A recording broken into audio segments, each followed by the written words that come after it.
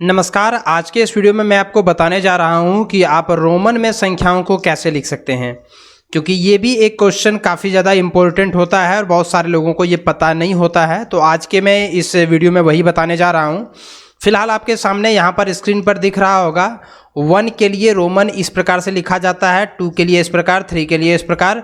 तो इस प्रकार से यहाँ पर जो है वो 1 से लेकर के 10 तक यहाँ पर हम लिख दिए हुए हैं, जिसे आप देख सकते हैं।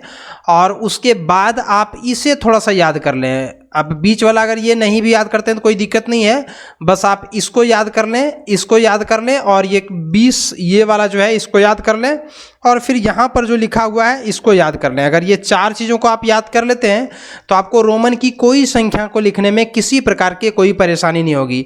1 को ऐसे लिखा जाता है, 5 को V लिखा जाता है, 10 को X लिखा जाता है, 50 को L लिखा जाता है, 100 को C लिखा जाता है, 500 को D और 1000 को M लिखा जाता है। तो और इसके अलावा 1, 2, 3, 4 से लेकर के 10 तक कैसे लिखा जाता है वो यहाँ पर आप देख लें। अब आपको अगर कोई भी चीज़, कोई भी नंबर लिखने के लिए बोले रोमन में, मान लीजिए कि आपको बोला जाए कि 74 को आप लिखिए, तो 74 का मतलब क्या हुआ, 70 और 4। तो आपको सबसे पहले लिखना है 70। देखिए यहाँ पर 70 आपको दिख रहा है, तो हम सबसे पहले 70 के लिए जो चीज़ है उसको हम लिखेंगे, ये हुआ 70। और उसके बाद 4 के लिए आप यहाँ पर देखिए, तो 4 को लिखेंगे IV। तो ये हो गया हमारा रोमन में लिखा हुआ। देखिए कितनी आसानी से आप इसे लिख पाएंगे। ठीक इसी प्रकार से मान लीजिए आपको बोला जाएगा कि 66 को लिखिए, तो 66 को अगर हम रोमन में लिखेंगे तो कैसे लिखेंगे, सबसे पहले 60 और फिर 6, मतलब जितना भी लिखने के लिए कहा जाएगा। तो 66 लिखने के लिए 60 और 6, तो 60 का हो जाएगा LX, आप यहाँ पर देख सकते हैं L और X, और 6 का हो जाएगा VI, आप यहाँ पर देख सकते हैं। तो इतना ही आसानी से आप इसे लिख सकते हैं। इसके बाद मान लीजिए आपको लिखने के लिए बोलेगा 34, तो आपको सबसे पहले लिखना है 30 और फिर 4, तो 30 को यहाँ पर आप देख लीजिए XXX, और उसके बाद 4 को आप लिखेंगे IV। इस प्रकार से आप बड़ी ही आसानी से किसी भी रोमन संख्याओं को लिख सकते हैं।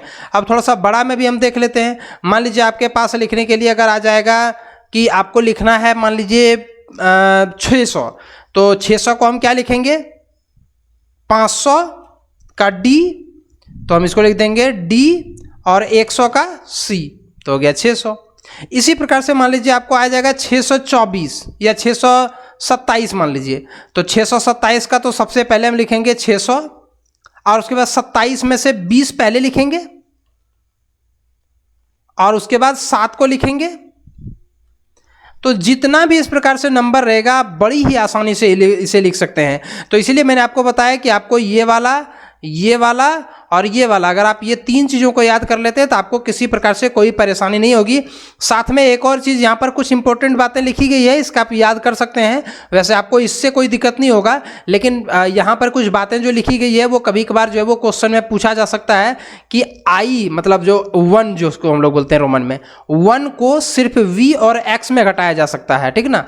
49 अगर हमको लिखना होगा तो हम ऐसे L लिख करके और I घटा देंगे, तो ये नहीं चलेगा, ये गलत है, क्योंकि आप ऐसे नहीं कर सकते, क्योंकि 1 जो है 1 को सिर्फ V और X में घटाया जा सकता है।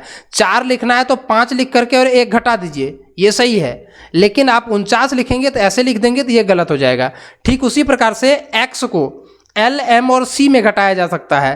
तो X को, जैसे अगर हमको कोई भी चीज़ को लिखना है, मान लीजिए हमको 90 लिखना है, तो C ये हुआ 100 और उसमें घटा दिए। इस पार लिखना मतलब घटा देना, और इस पार लिखना मतलब जोड़ देना। 110 लिखना है तो CX लिखेंगे, ये 100 और फिर 10 को हमने जोड़ दिया। फिर यहाँ पर देखिए 100 और इसमें हमने 10 को घटा दिया। तो इस प्रकार से आप लिखेंगे। सभी प्रकार की संख्याओं को आप इसी प्रकार से लिख सकते हैं। तो मैंने यहाँ पर आपको बता दिया, और साथ में मैंने एक तीसरा नियम भी यहाँ पर है कि D और M में से C को सिर्फ D और M में घटाया जा सकता है। मतलब अगर मान लीजिए आपको 400 लिखना है तो ये हुआ 500 और इसमें घटा दिए, तो हो गया ये 400। और उसी प्रकार अगर 600 लिखना है तो ये हुआ 500 और 100, तो 600। इस प्रकार से जो है आप आसानी से किसी भी रोमन संख्या को लिख सकते हैं, आपको इसमें किसी प्रकार से कोई परेशानी नहीं होगी।